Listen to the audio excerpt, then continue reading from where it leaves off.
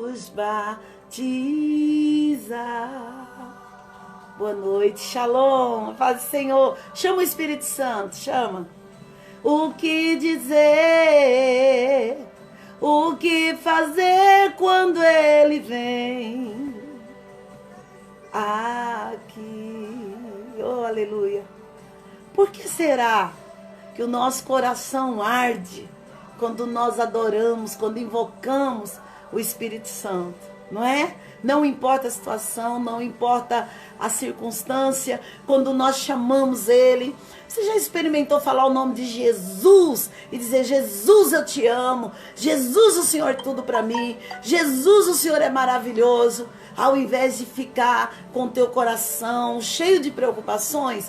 Pois é, isso que eu quero falar para você nessa manhã, que você está guardado, você está coberto, há um fogo que corre dentro de você, dentro de mim, chamado Espírito Santo, e esse fogo nos guarda. Olha a palavra que Deus me deu hoje no TSD, segunda-feira, era umas 7 horas da manhã, e Deus me deu essa palavra, segundo Pedro, capítulo 2, versículo 4 em diante, e o que me prendeu foi o versículo 7.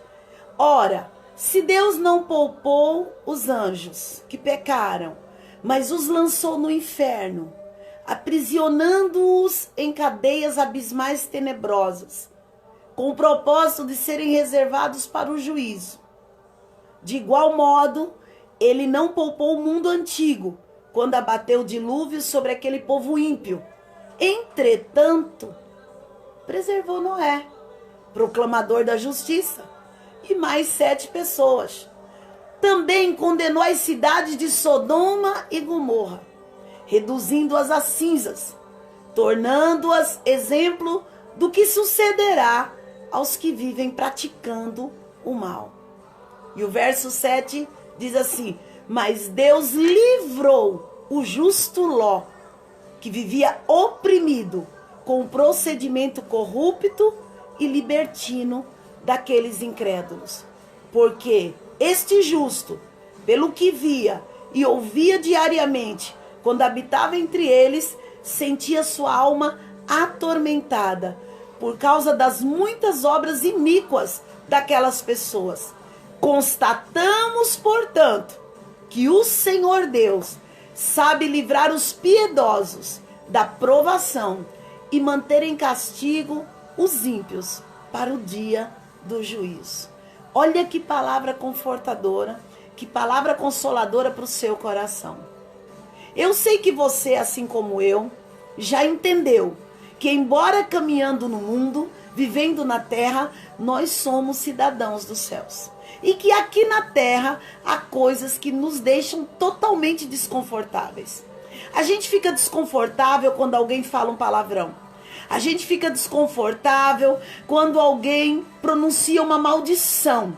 A gente fica desconfortável quando vê pais rogando pragas aos seus filhos. A gente fica desconfortável quando alguém rouba, quando alguém mente, quando alguém engana. Quando isso acontece conosco, ou quando vemos terceiros sendo vítimas disso, nós ficamos desconfortáveis. Por que nós ficamos? Porque o mundo não é o nosso lugar. Nós não fomos feitos para viver aqui. Nós estamos aqui de passagem. E graças a Deus por isso. Se o seu coração não tiver conforto, se você não tiver conforto nas coisas erradas que no dia a dia você vê, você ouve, você é bombardeado por elas, é um sinal de que você tem o Espírito Santo de Deus dentro de você e que você tem prazer de viver em justiça. No texto que nós acabamos de ler, nós acabamos de ver uma situação onde Deus, ele como justo juiz, ele se apresenta e ele faz justiça aos ímpios, faz justiça aos transgressores, faz justiça àqueles que caminham no pecado, porque Deus é bom, mas ele é justo. Mas a Bíblia também diz que Deus livrou Noé, o justo, numa geração inteira. Ele não se corrompeu, ele não se sentiu confortável com o pecado, ele não aderiu ao pecado. Ele permaneceu sabendo que, embora estivesse na terra, ele não era da terra. E a Bíblia diz que Deus fez uma leitura de Noé e o livrou, assim como a toda a sua família. A Bíblia também diz que depois de Noé, houve outra situação de Sodoma e Gomorra. Uma cidade que estava totalmente perdida na imoralidade. Sabe, gente, a causa de muitas destruições no passado, de grandes impérios, não foram guerras, foi a imoralidade. A imoralidade é como uma praga e cheira mal diante dos olhos de Deus.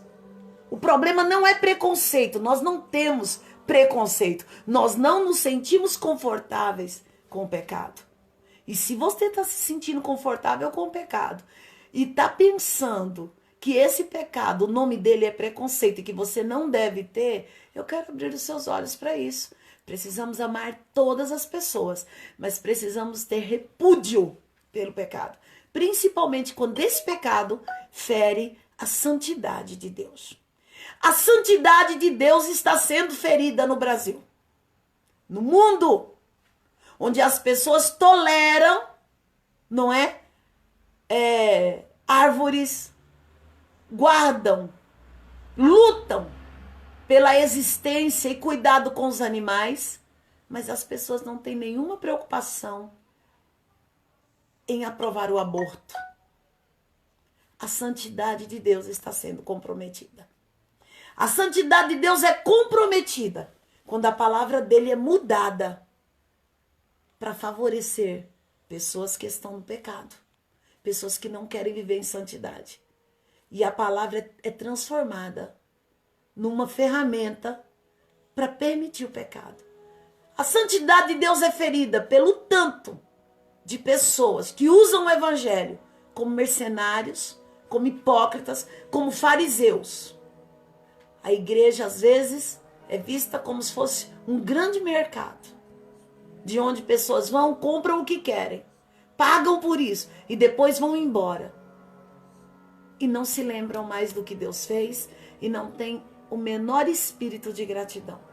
A santidade de Deus é ferida quando os objetos e símbolos sagrados são arrastados, fazem xixi em cima. Quando colocam a morte de Jesus na cruz como se fosse uma aberração. A santidade de Deus é ferida quando se toca no filho dele. E quando a santidade de Deus é ferida, muita gente sofre com isso. Mas o que alegra o nosso coração é o que está nesse texto no versículo 7, que Deus livrou Ló.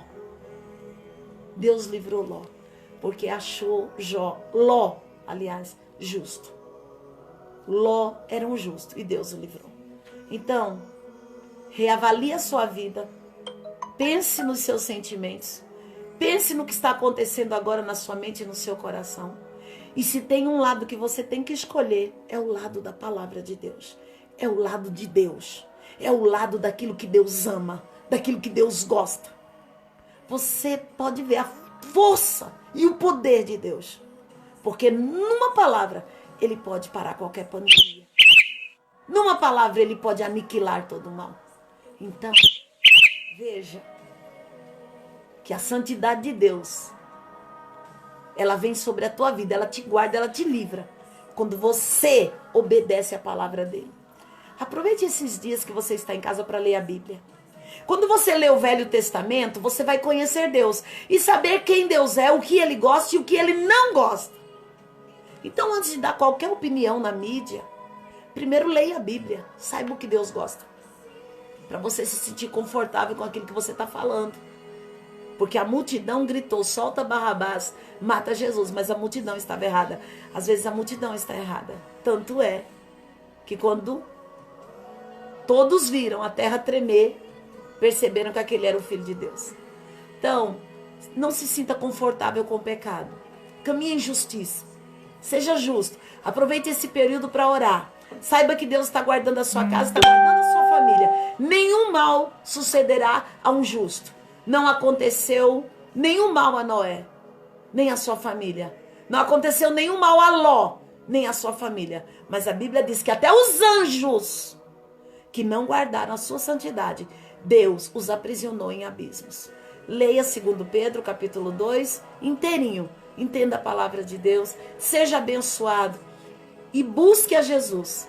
Ore comigo agora, submetendo sua casa, submetendo sua mente, seu espírito ao Espírito Santo. Diga para o Espírito Santo quem você é.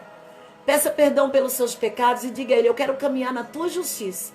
Eu quero ser achado digno, Senhor, um dia de ver a face de Deus.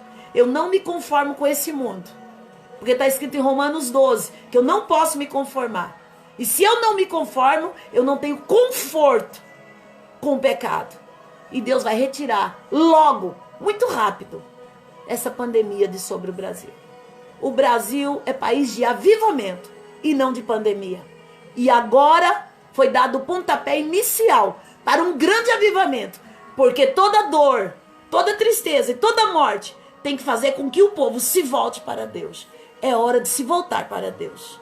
É hora de chorar, de se arrepender, de abandonar o pecado. É hora de ler a Bíblia. É hora de viver como um justo no meio de uma terra cheia de perversidade. Vamos orar juntos? Pai, em nome de Jesus, alcance essas pessoas que estão me ouvindo agora. Alcance a tua igreja. Alcance obreiros e líderes. Alcance também as pessoas que são simpatizantes do Evangelho.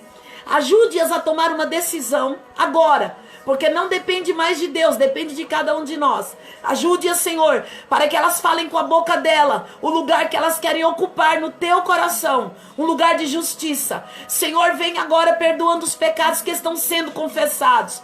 Pessoas estão confessando seus pecados agora, e o Senhor é fiel e justo para perdoar os pecados e nos livrar de toda injustiça. Deus, em nome de Jesus, manifesta a presença do teu doce Espírito sobre nós, e que nessa live, nesse momento, Espírito Santo, vidas sejam abraçadas, cuidadas. Onde houver qualquer tipo de enfermidade, eu repreendo agora em o nome de Jesus. Repreendo também todas as prisões e cadeias satânicas sobre sua casa, sobre a sua vida, meu irmão, minha irmã, meu amigo querido que está nos ouvindo. Em nome de Jesus, que você seja achado justo diante de Deus, e que o amor de Deus venha te vestir por dentro e por fora, a você e a toda a sua casa.